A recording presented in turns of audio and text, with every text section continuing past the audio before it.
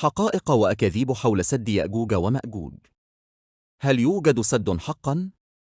إليكم هذا الفيديو لنبين لكم الحقائق والأكاذيب أو الادعاءات التي تقول أنه موجود في الصين أو كازاخستان أو في روسيا أو في جبال القوقاز.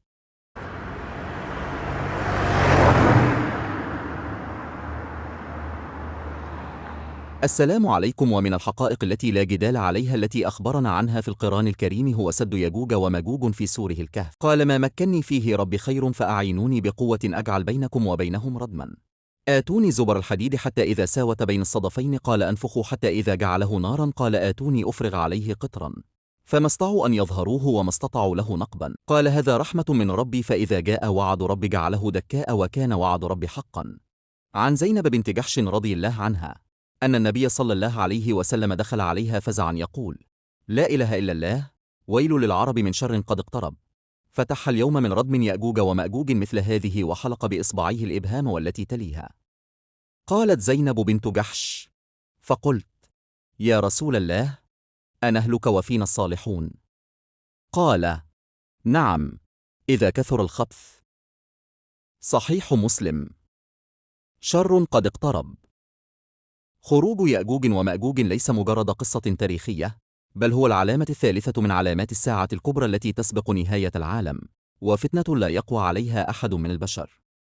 هذا ما وثقه لنا النبي. عن حذيفة بن أسيد الغفاري رضي الله عنه قال: اطلع النبي صلى الله عليه وسلم علينا ونحن نتذاكر، فقال: ما تذكرون؟ قالوا: نذكر الساعة.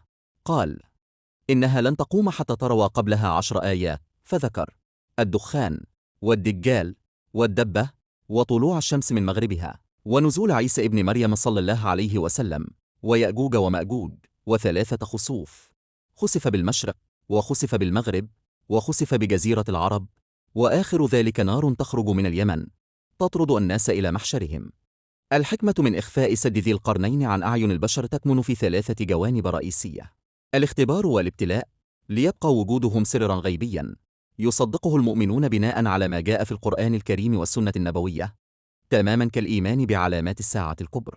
الحماية من الفساد، هؤلاء مفسدون في الأرض، وإخفاء السد وسيلة إلهية لمنع تواصلهم مع البشرية أو محاولة البعض العبث بمكانهم قبل الوقت المحدد لخروجهم.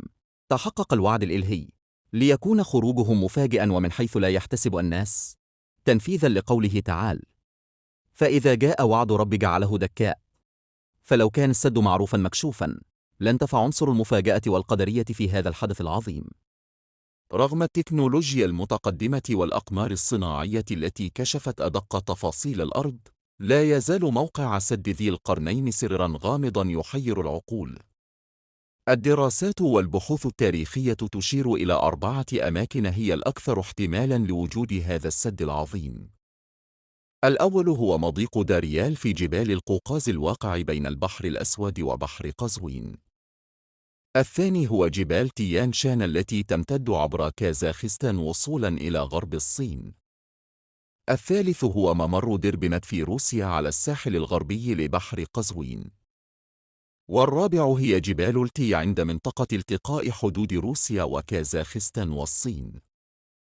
هذه المناطق الوعرة كانت قديما حواجز طبيعية تفصل بين الشعوب، وبقاء السد مخفيا فيها رغم تطور العلم هو حكمة إلهية، ولن ينكشف سره إلا في الوقت الذي حدده الله سبحانه وتعالى. لا تنسوا الإعجاب بالفيديو والاشتراك في القناة تشجيعا لنا لنشر المزيد بإذن الله.